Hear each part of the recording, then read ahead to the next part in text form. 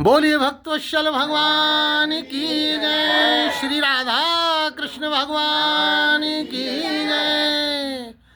तो आइए देखिए प्यारे बंधुओं, आज हमारे राधा रमण बिहारी सरकार का एक जो है मास पूर्ण हो रहा है।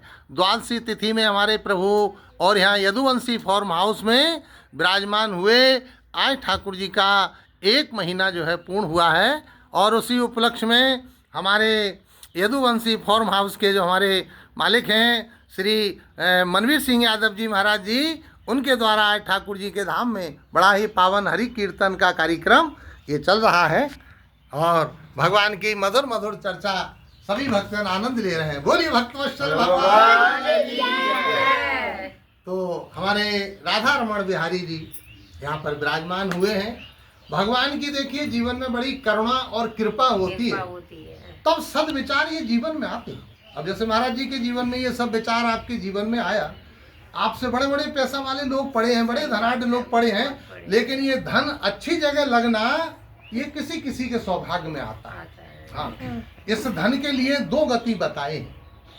कबीरदास जी महाराज जी ने कहा है कि कबीर माया रूखड़ी दो फल की दातार, एक मिलावे साधु को तो एक मिलावे छार। 1 रुपया है, 1 रुपया से हम किसी साधु की सेवा भी कर सकते हैं, भगवान के धाम में भी कुछ सेवा कर सकते हैं, और उस रुपया से कहीं अगर गलत भाव का है तो कहीं गलत जगह भी लगा सकते हैं। गलत जगह का मतलब कहीं जुआ में, शराब में, इस जगह भी वो लग सकता है। तो ये अच्छा जगह जो पैसा लगता है, अच्छे महान भावों का लगता है, अच्छे जिनके मन में सद्विचार होते हैं, पुण्यात्मा जो होते हैं हमने जीवन में, तो आपका जीवन धन है प्रभु जी। हाँ, आपका जीवन धन है और आपके माध्यम से हम लोगों के लिए भी आनंद मिल जाता है ठाकुर जी की कृपा से। हाँ, तो राधा रमण बिहारी जी हमारे बड़े पास में यहाँ विराजे। अब ठाकुर जी का जब कभी आनंद होगा, देखिए आज 1 मास की जो है द्वादशी तिथि में आज विराजमान हुए थे, तो आज महीना की तिथि पर फिर आनंद जो है शुरू हो गया। तो ऐसे हमारे राधा रमण बिहारी सरकार। गीता जी जयंती कल थी जी, हाँ कल गीता जी जयंती थी। तो गीता जी जयंती के उत्सव में भी बहुत कार्यक्रम हुआ। तो ये हमारे भगवान श्याम सुंदर के द्वारा ही तो गीता जयंती हुआ। कुरुक्षेत्र में 5000 और 500 कुछ वर्ष जो है हो गए गीता जयंती के लिए। तो ये कार्यक्रम कल बड़े धूमधाम से अपने भारतवर्ष में चला। और देखिए अपने लोगों का कितना बड़ा सौभाग्य तो ये है कि भारत में जन्म मिला है और भारत के साथ उत्तर प्रदेश में मिला है। और उत्तर प्रदेश में भी अपना ये जो क्षेत्र है संभल जिला का, ये मुरादाबाद, ये ज्ञान खंड है। ये ज्ञान खंड आप देखिए, घर के चारों तरफ हम तो देखते हैं, आप भी सब सुनते ही रहते होंगे, घर की जैसे चंदोसी है, अपना मिनी वृंदावन बोलते हैं। महा का महीना देखो आ रहा है, तो अपने खुशालपुर में हरि कीर्तन होता है, गणेशपुर में होता है, हमारे अलहदादपुर चम्मू में होता है, रहोली में, भैंतरी में, चारों तरफ भगवान की गूंज होती रहती है। तो ये कहा है, ये आदेश किया है शास्त्रों ने कि जहां भगवान का स्मरण नहीं होता हो, जहां भगवान के उत्सव नहीं होते हो, जहां भगवान के यज्ञ नहीं होते हो, ऐसी जगह पर रहना भी नहीं चाहिए। कहा त्याग देना चाहिए। लेकिन अपने लोगों का बड़ा सौभाग्य है कि प्रभु ने ऐसी जगह जो है जन्म दिया है और ऐसे ऐसे आप जैसे सब भक्तों के बीच में हम लोगों को ये जन्म मिला है। तो ये कम सौभाग्य नहीं, बहुत बड़ा सौभाग्य है सब इसी की। हाँ, तो ये हमारे राधा रमण बिहारी सरकार विराजमान जो है हुए हैं, इनकी करुणा और कृपा। देखिए गीता जी में भगवान क्या कहते हैं, एक श्लोक है गीता जी में, अनन्यायो चिंतयन्तो माम ये जनः पर्युपास्ते तेषां नित्याभियुक्तानां योगक्षेमं वहाम्यहम्।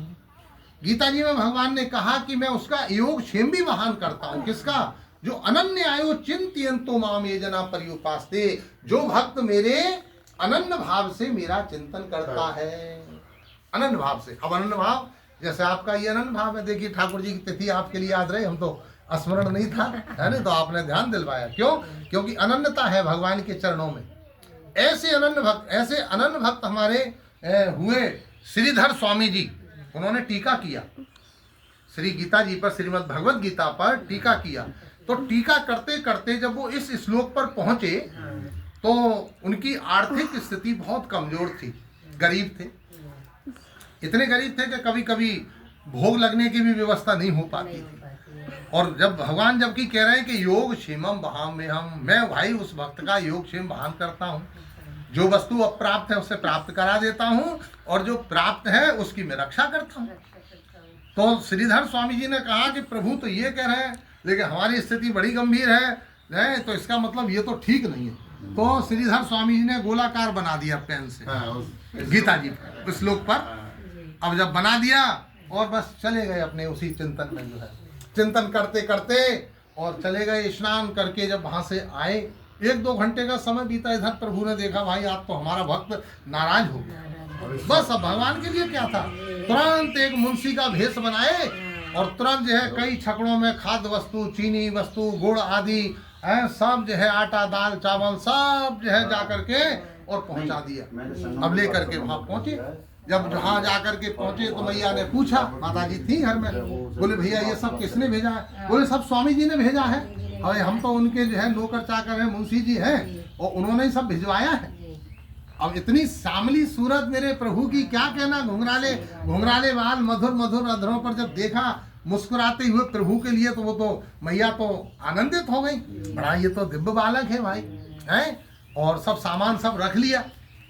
अब चले गए प्रभु तो अपने जो है सब सामान के लिए दे करके। अब स्वामी जी जब आए 2-3 घंटे के बाद में देखा सब घर में माल पानी सब भरा हुआ, पूछा भाई ये सब कहाँ से आया? बोले प्रभु आपने ही तो भिजवाया था। भाई हमने कहाँ से भिजवा दिया, हम तो अपना स्नान ध्यान करने गए थे, कोई पहचान है, कोई साथ में था? बोले पहचान क्या प्रभु, एक बड़ा सुंदर बालक था और बड़े कपोलों पर जो है बड़ा सुंदर था, लेकिन एक गोलाकार जो है काला काला स्याही से गोलाकार बना हुआ था। अब जब इतना जब बताया श्रीधर स्वामी जी के लिए एकदम स्मरण आया, ओ ये तो मेरे प्रभु थे, तुम बड़े धन्य हो देवी जो आज प्रभु का दर्शन तुम्हारे लिए हो गया। अब तो पुकारने लगे ग्रह में, तपन में जो है, हाँ कृष्ण हाँ कृष्ण हाँ कृष्ण करके जब बार बार जब पुकारा तो प्रभु मेरे प्रकट हो गए और श्रीधर स्वामी जी के लिए हृदय से लगा लिया। अरे बोले तुम नाराज हो गए हैं, अरे इतना तुम्हारे लिए सब वो हुआ लेकिन तुम इतने नाराज हो गए। बोले प्रभु ये सहन नहीं हो रहा था, तब मेरे लिए ये कहना पड़ा। बोले नहीं, अब आप जो है धैर्य धारण करिए और खूब आनंद लीजिए। ये भक्तों की ऐसी प्रभु की लीला है। देखिए भगवान कसौटी करते हैं, अपनी लीला में कसौटी रहती है प्रभु की कहीं कहीं हर समय। हाँ, तो इसलिए जब कभी ऐसी व्यवस्था आए तो भगवान का स्मरण करके, उसी की इच्छा